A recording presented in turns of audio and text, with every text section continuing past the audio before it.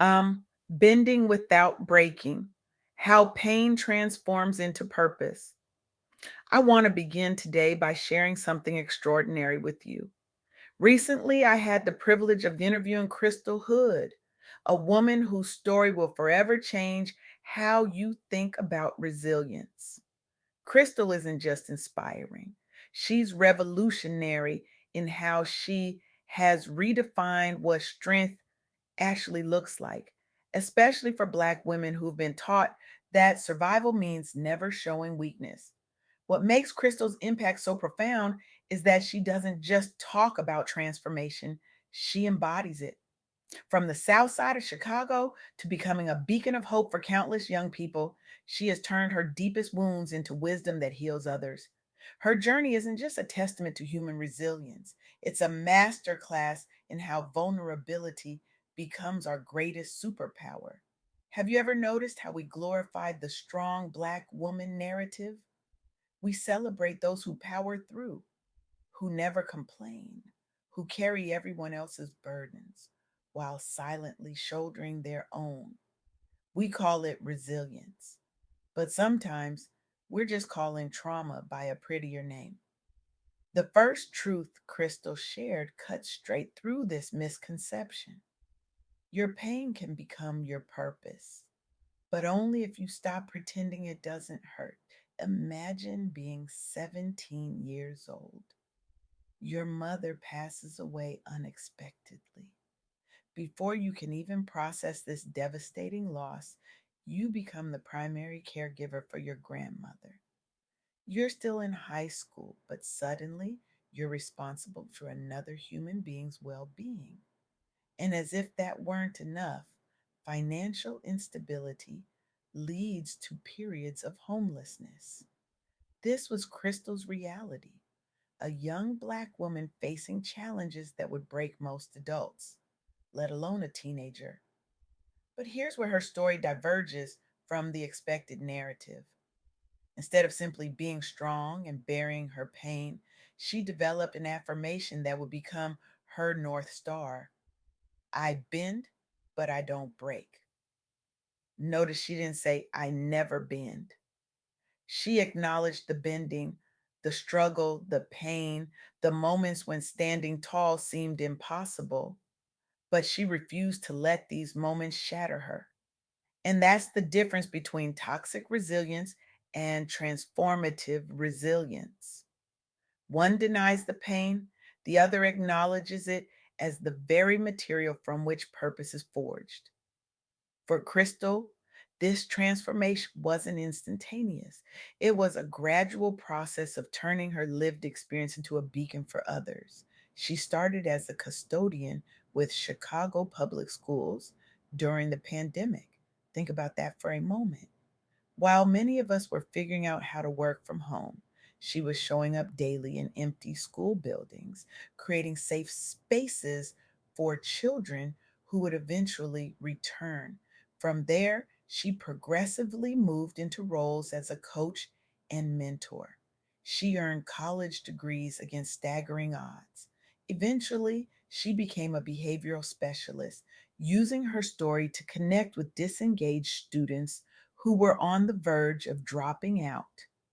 One student even credited their graduation directly to Crystal sharing her journey, not as a lecture about perseverance, but as evidence that pain doesn't have to be the period at the end of your story. It can be the comma that leads to something greater. This brings me to the second truth.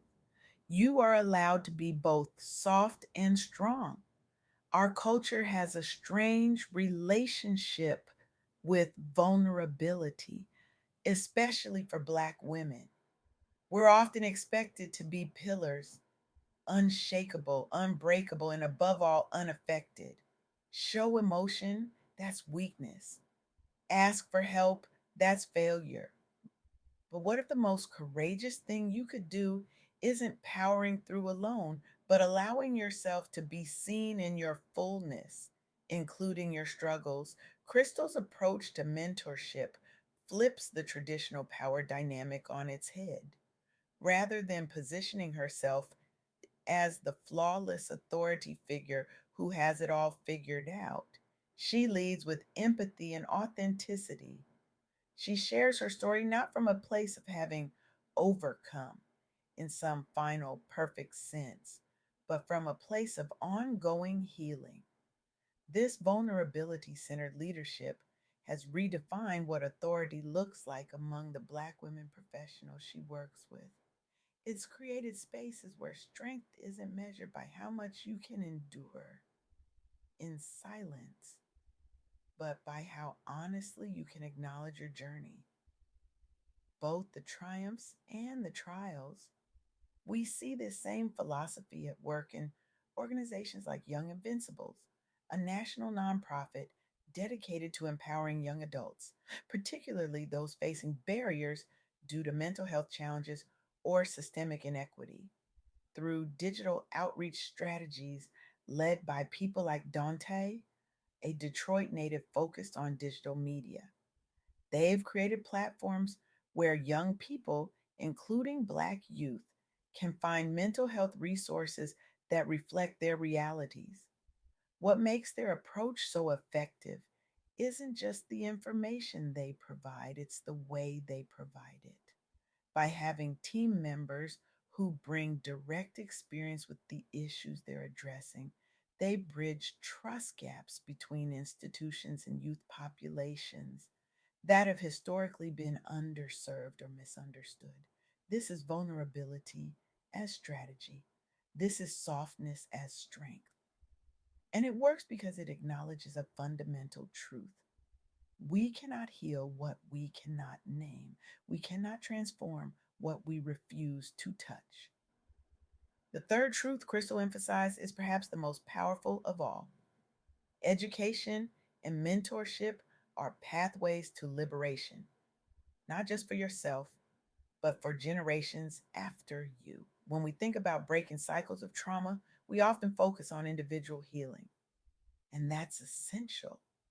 But true transformation happens when that healing extends beyond ourselves to create new possibilities for others. Consider the work done in Joliet Public Schools District 86 between 2021 and 2023. Under the leadership of Board President Eric, they implemented strategic plans centered on equity and inclusion across diverse student populations, including many inner city Black youth. These weren't abstract policies created by detached bureaucrats.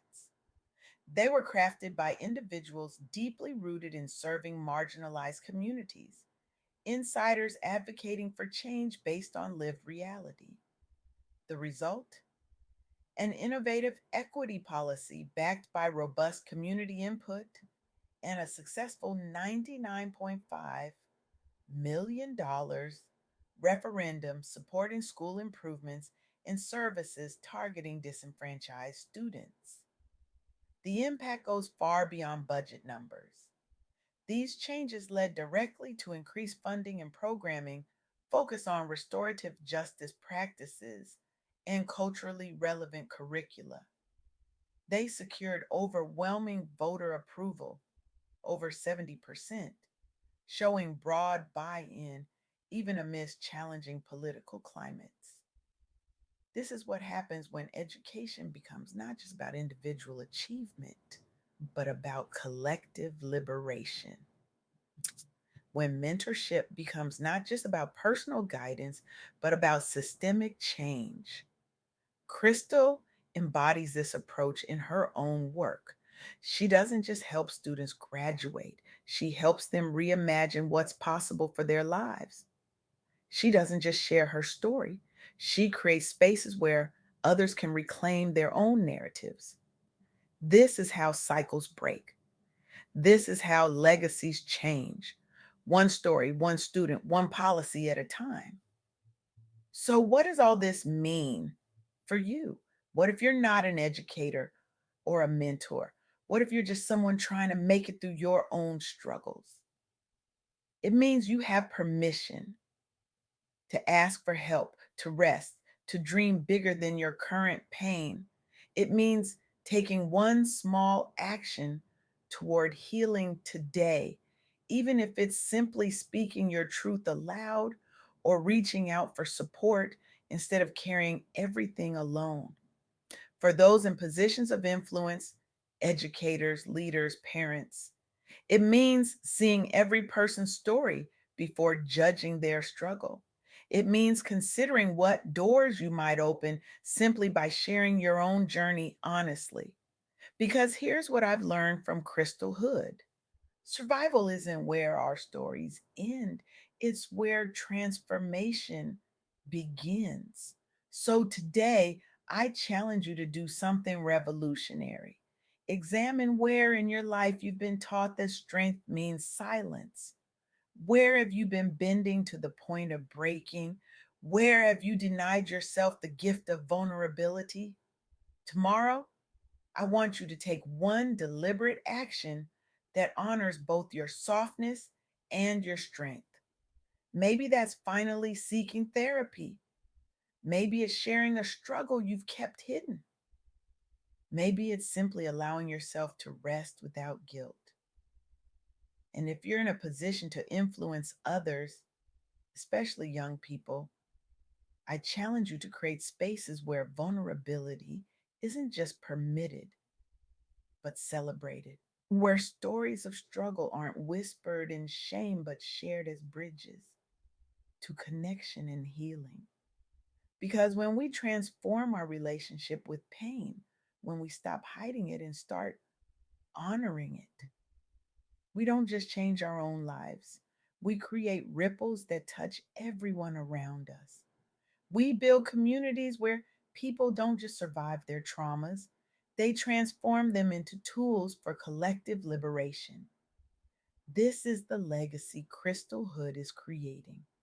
And it's a legacy each of us has the power to extend. You bend, but you don't break.